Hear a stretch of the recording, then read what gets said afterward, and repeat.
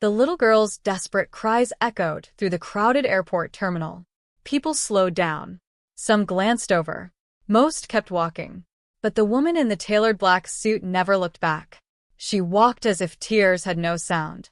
No one knew that within 48 hours, she would risk her billion-dollar empire to save that very child. And no one knew the quiet single father chasing after his daughter was about to change her life forever. Rain battered the glass walls of New York International Airport. Inside, travelers rushed toward departure gates while announcements echoed overhead. Victoria Sterling, the youngest billionaire CEO in America, crossed the polished floor with effortless confidence. Every movement reflected control. Every glance from strangers carried admiration. Behind her followed 2 assistants, a lawyer, and 3 security guards. Her company had just completed the largest technology merger in the country's history. Reporters waited outside. Investors celebrated. The financial world called her unstoppable. But inside, Victoria felt absolutely nothing. Her phone buzzed. "Congratulations, Ms. Sterling. Your company's valuation has officially crossed $80 billion. She read the message, locked the phone, kept walking. No smile, no excitement, only silence, because success had become easier than feeling. Suddenly, a tiny voice cried out, "Daddy!" A little girl, no older than 6, stood near a security checkpoint, tears streaming down her face. She spun in circles, searching through the sea of strangers. "Daddy, please." Her small backpack slipped from her shoulders. No one stopped. Some assumed her father was nearby. Others simply didn't want to get involved. Victoria noticed the child for only a second. Then she looked away. Her assistant hesitated. "Ma'am, should we?" "We're late." Those 2 words ended the conversation. They continued walking. Behind them, the little girl's cries grew louder. "Daddy!" Across the terminal, Daniel Brooks sprinted through the crowd. "Daisy!" Panic filled his voice. He had turned away for less than 20 seconds to retrieve the teddy bear she dropped. When he looked back, she was gone. His heart pounded harder with every step. "Daisy!" Travelers stared. Some pointed toward another terminal. Others shrugged. Every passing second felt unbearable. Then, a security guard noticed a tiny girl crying beside Gate 14. Daniel pushed through the crowd. "Daisy!" The little girl looked up. "Daddy!" She ran straight into his arms. Daniel dropped to his knees, hugging her so tightly she squeaked. "I thought you left me. I would never leave you." His voice cracked. "Never." She buried her face against his shoulder. "I was scared. I know. I'm sorry. I should have held your hand." Nearby passengers smiled. Even a security guard wiped his eyes. Daniel picked up her backpack. The zipper had broken. Crayons spilled across the floor. Without thinking, he knelt again and carefully gathered every single crayon. One by one. Blue, yellow, green, pink. Daisy watched him. "You always pick them all up." He smiled. "Because every color matters." She giggled through her tears. For the first time that morning, someone nearby laughed too. But 50 feet away, Victoria stepped into her waiting limousine. She never saw the moment. The Sterling Tower pierced the Manhattan skyline. Top floor. Private office. Floor-to-ceiling windows overlooked the city she had conquered. Victoria removed her heels. Massaged her aching feet. Silence filled the room. No family photos. No flowers. No personal decorations. Only awards. Trophies.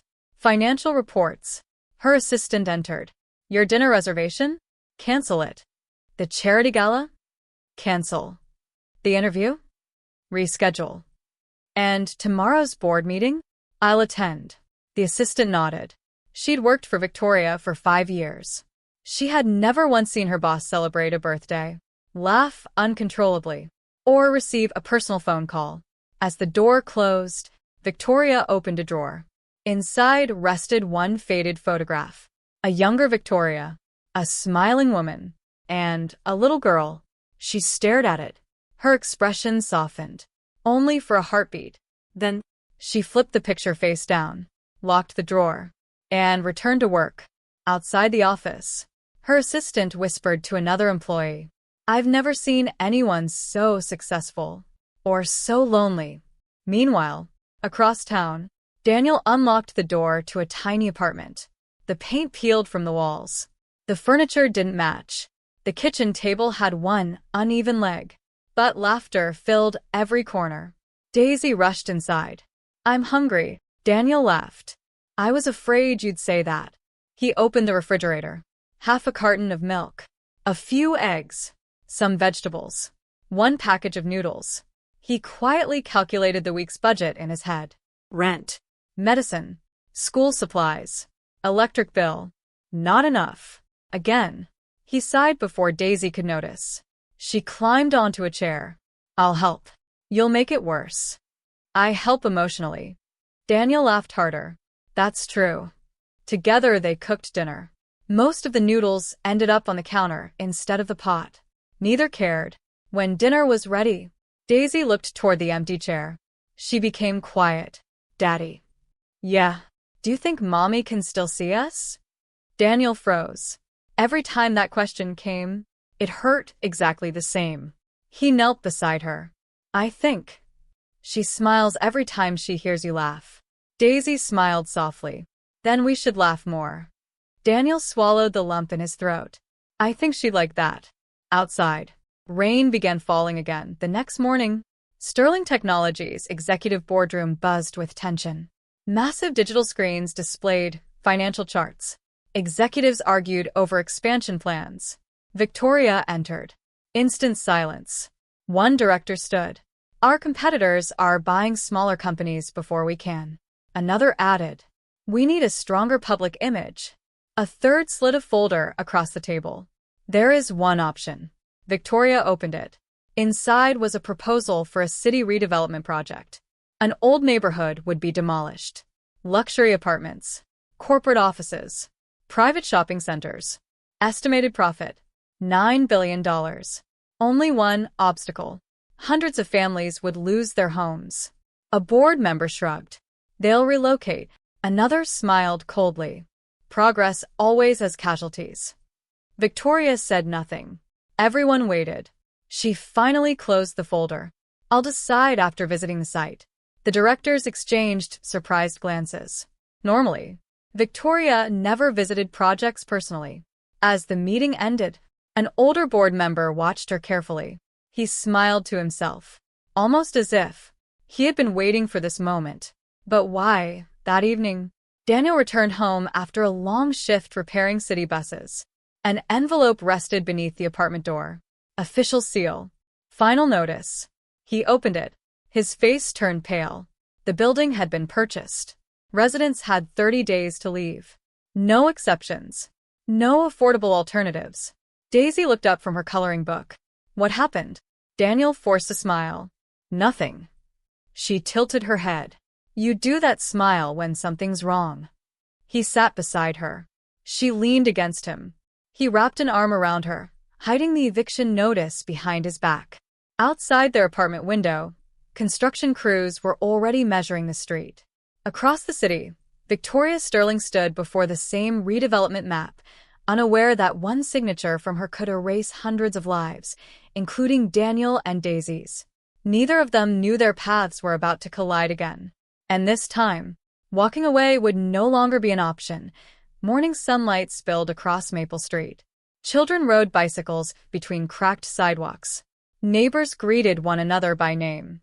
An elderly man watered flowers growing from chipped flower pots. To investors, it was outdated real estate. To the people who lived there, it was home. A black luxury SUV rolled to a stop. Victoria Sterling stepped out, followed by security and her assistant. Conversations instantly stopped. Everyone recognized her from magazines and television. The billionaire. The woman who owned companies across the world. A little boy whispered, "Is she a movie star?" His grandmother sighed. "No, she's the one deciding if we get to stay." Victoria barely reacted. She studied the buildings with the detached eyes of a CEO. Square footage. Structural damage. Property value. Numbers. Nothing more. Then she noticed something unexpected. Laughter. At the center of the neighborhood, Volunteers were serving free breakfast.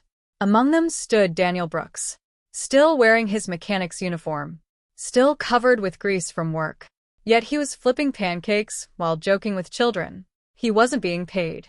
He simply showed up every Saturday. Victoria frowned. Her assistant checked the file. That's Daniel Brooks. Single father. City bus mechanic. Victoria looked away. Let's continue. But before they could leave, a basketball bounced into the street. A young boy chased after it. At that exact moment, a delivery truck sped around the corner. Everything happened in seconds. Daniel dropped the spatula and sprinted. He grabbed the boy just before the truck roared past. The basketball exploded beneath the tires. The neighborhood gasped. The little boy burst into tears. Daniel smiled as though nothing had happened. Looks like we need a new basketball. The children surrounded him, laughing again. Victoria watched from a distance. Something inside her shifted. Only slightly, but enough to make her look twice. As she turned back toward the SUV, she caught sight of Daisy handing the frightened boy her own favorite basketball. You can keep mine. The boy blinked. But it's yours. She shrugged with a smile. You need it more. Victoria stared. No cameras. No applause. Just kindness. Why did something so simple feel so unfamiliar? Rain arrived without warning that afternoon. Daniel hurried Daisy home. Halfway there, they found an elderly woman struggling to push a broken grocery cart through deep puddles. Daniel didn't hesitate. I've got it. He pushed the cart while Daisy carried 2 grocery bags almost as big as she was. The old woman smiled through watery eyes. You two always appear when I need help. Daisy grinned. My daddy says helping is free. Nearby, Victoria sat inside her SUV, trapped in traffic. She watched everything through the tinted window. No reporters. No publicity. No audience. Daniel never looked around to see who was watching. He simply helped. Victoria remembered something. A voice from years ago. Her mother. Money tells people what you can buy. Kindness tells people who you are. She shut her eyes. She hadn't thought about her mother in years. Her assistant noticed. Ma'am, nothing. But it wasn't nothing. For the first time in a decade, a memory hurt more than a business decision. That evening, Daniel tucked Daisy into bed. She pulled something from beneath her pillow. A wrinkled drawing. 3 stick figures. One was Daniel. One was Daisy. The third had long hair. My mommy. Daniel smiled gently. You've been drawing her again. Daisy nodded. I don't want to forget her face. Daniel's smile trembled. You won't. She hesitated. Daddy. If we lose our home, will mommy still know where to find us? The question stole the air from the room. Daniel forced himself to smile. Home isn't just a building. It's wherever we're together. Daisy seemed satisfied. She hugged him tightly. After she fell asleep, Daniel stepped into the hallway. His smile disappeared. He leaned against the wall, covered his face, and quietly cried. No one saw him, except an elderly neighbor who gently placed a hand on his shoulder. You don't have to carry everything alone. Daniel nodded, but deep inside, he believed he did. 2 nights later, crystal chandeliers illuminated the city's grandest charity gala. Politicians, celebrities, billionaires. Everyone wanted 5 minutes with Victoria Sterling. She smiled politely, accepted congratulations, posed for photographs. Yet every conversation sounded empty. Across the ballroom, children from local neighborhoods performed a small choir concert. Most guests barely looked up. Victoria intended to walk past. Then, one tiny voice caught her attention. Daisy. Her school choir had been invited at the last minute. She stood in the front row, singing with complete joy. Not perfectly, not professionally, just honestly. Victoria found herself unable to walk away. When the song ended, thunderous applause filled the room. Daisy accidentally dropped her small paper star while leaving the stage. Guests stepped over it. Victoria looked down. For a long moment, she simply stared. Then, she bent down, picked it up, and hurried after the little girl. Dear. Daisy turned. My star. Victoria handed it back. You almost lost it. Daisy smiled brighter than the ballroom lights. Thank you. She looked at Victoria carefully. You look sad. Victoria blinked. What? My teacher says people smile with their eyes. You don't. Before Victoria could answer, Daniel appeared. Daisy. He noticed Victoria immediately. Recognition flashed across his face. The airport. The woman who had walked away. Their eyes met. Silence stretched between them. Then Daniel simply thanked her. Thanks for returning the star. He took Daisy's hand. They walked away. No anger. No bitterness. Just quiet dignity. Victoria watched them disappear into the crowd. For reasons she couldn't explain, she wished they had stayed a little longer. The next morning, Sterling Technologies board gathered again. Chairman Leonard Graves smiled confidently.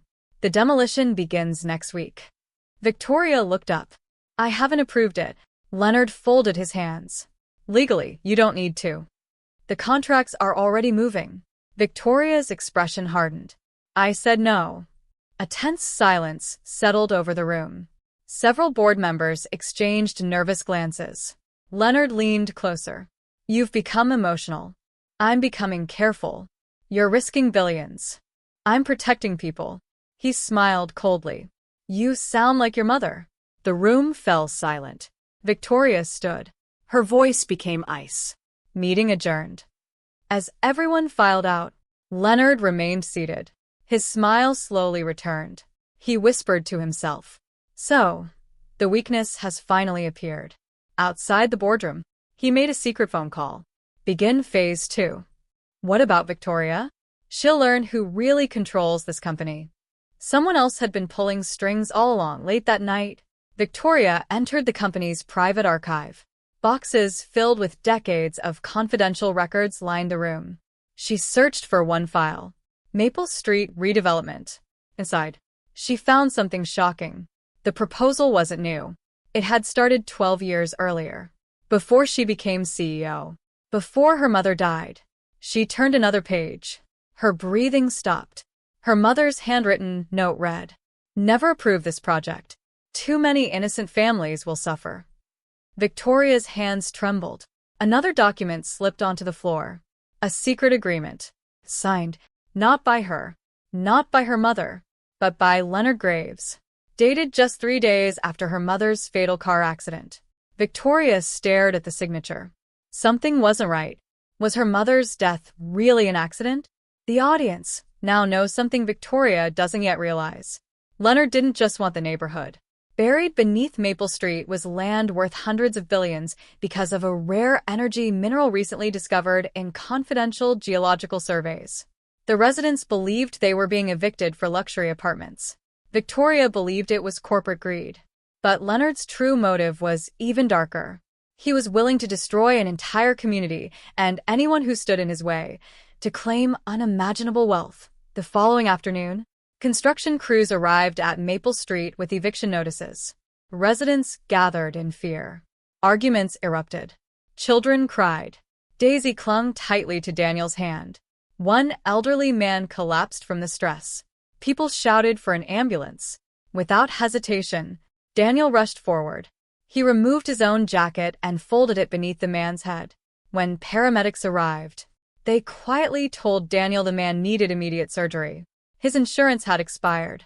The family couldn't afford treatment. Daniel looked at the envelope in his pocket. It contained every dollar he had saved. Money meant for a deposit on a new apartment. Money that represented Daisy's future. He closed his eyes, then handed the envelope to the man's daughter. Use it. She stared at him. But your family. We'll figure something out. Tears streamed down her face. You don't even know us. Daniel smiled softly. Maybe that's exactly why I should help. From across the street, Victoria had arrived to stop the demolition. She witnessed everything. She saw Daniel give away the last of his savings. He never looked for recognition. He simply comforted Daisy. We'll be okay. She looked up at him. I believe you. Victoria stood frozen. She had spent years believing money solved every problem. Yet the poorest man she'd ever met had just given away everything he had. For someone else. And for the first time in many years, Victoria Sterling felt ashamed of the woman she had become. She took one step toward Daniel, then another. Neither of them knew that this single moment was about to ignite a battle far bigger than either could imagine. Victoria crossed the street. The neighborhood fell strangely quiet. Everyone recognized her. Some looked at her with anger, others with fear. Daniel turned as she approached. For a moment, neither spoke. Finally, Victoria broke the silence. "I saw what you did." Daniel shrugged. "He needed help. You gave away everything. I can earn money again." He looked toward Daisy. "I can't earn another chance to teach my daughter what matters." Those words struck Victoria harder than any boardroom battle. She slowly looked around. Children played beside buildings marked for demolition. Families packed boxes with trembling hands. An elderly woman clutched the front door she had walked through every day for 40 years. Victoria whispered, "I didn't know." Daniel answered honestly, "No, you didn't. But now you do." He wasn't accusing her. That somehow hurt even more. Victoria took a deep breath. "I won't let this happen." The crowd exchanged doubtful glances. Promises from powerful people rarely meant anything. Daniel looked directly into her eyes. "If you mean that, then don't save the buildings. Save the people." Those words stayed with her long after she walked away. The next morning, Victoria called an emergency board meeting. Every director was present. Leonard Graves smiled confidently. "I assume you've reconsidered." Victoria stood. "The Maple Street project is canceled." The room exploded with protests. "We'll lose billions. Our investors will revolt. Our stock price." Victoria raised one hand. "Silence. I am the majority shareholder. The decision is final." Leonard slowly stood. "No." Victoria frowned. "What do you mean?" He placed several folders on the table. "Read page 4. Her lawyer opened the documents. His face turned pale. "Victoria, he legally transferred voting control through emergency provisions 6 months ago." She stared at Leonard. "You forged these." He smiled. "Prove it." Several directors quietly moved to Leonard's side. They had been working with him all along. The betrayal was complete. Security approached. One guard spoke softly. "I'm sorry, Miss Sterling. You've been suspended as CEO." The woman who had built an empire was escorted out of her own company. Leonard watched from the boardroom window. The queen has fallen, but he celebrated too soon. That night, Victoria returned to her mother's abandoned country house. Dust covered everything. She wandered from room to room. Every memory hurt. Then Daisy's words echoed in her mind. "You look sad." Victoria smiled sadly. "I was." While cleaning an old bookshelf, she accidentally discovered a hidden compartment. Inside rested a small locked box, along with a handwritten note. "For Victoria. Open only if you begin doubting yourself." Her hands shook. Inside the box, a flash drive, old legal files, personal letters, and one video. Victoria pressed play. Her mother appeared on the screen. "If you're watching this, something has happened to me." Victoria froze. Tears filled her eyes. Her mother's voice remained calm. "Leonard has been stealing from the company. I've collected proof. If anything happens to me, don't seek revenge. Seek justice. And remember, the true value of wealth is measured by the lives it protects." Victoria cried openly. For the first time since her mother's death, she wasn't alone anymore. She finally knew the truth. News spread quickly. Victoria Sterling removed as CEO. Television anchors called it the biggest corporate collapse of the decade. Daniel watched from his apartment. Daisy looked confused. "The sad lady?" Daniel nodded. "I think she needs a friend."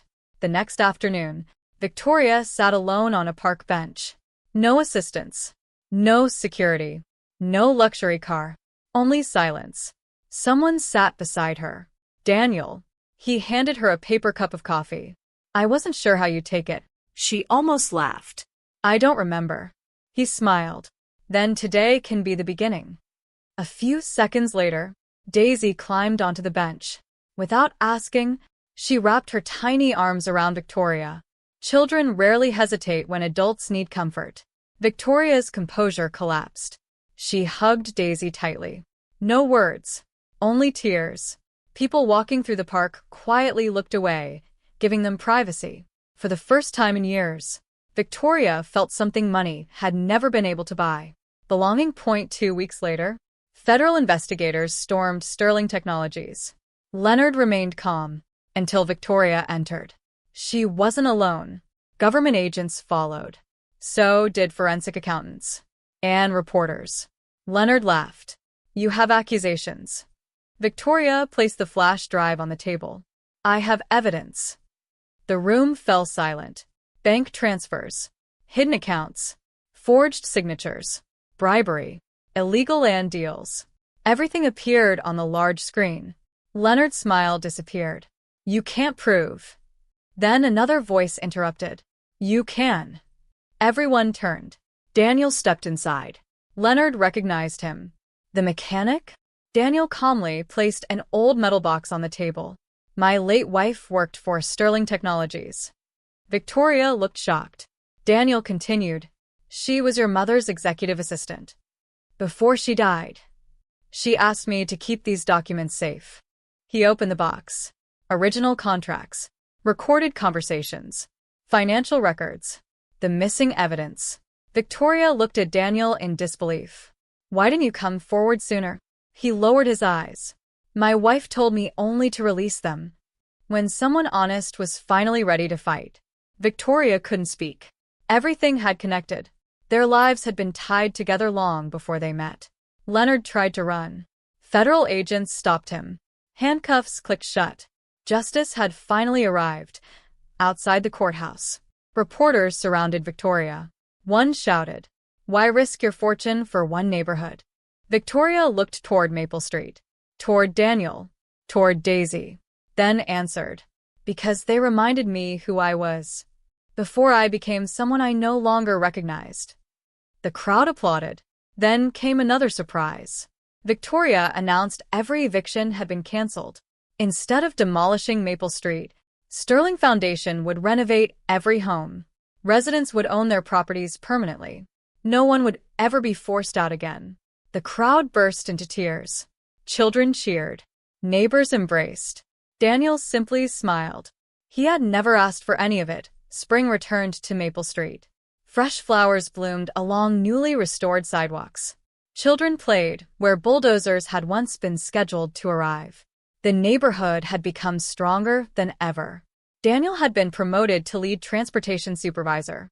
He loved the work just as much as before. Daisy raced through the park with friends. She suddenly spotted Victoria arriving. She ran straight into her arms. You came, I promised. Victoria laughed. And I keep my promises. Daniel walked over carrying a picnic basket. I made too much food. Victoria smiled. I think you planned that. Maybe. The three of them sat beneath a large oak tree. No cameras. No headlines. No billion-dollar meetings. Just ordinary happiness. Daisy looked between them.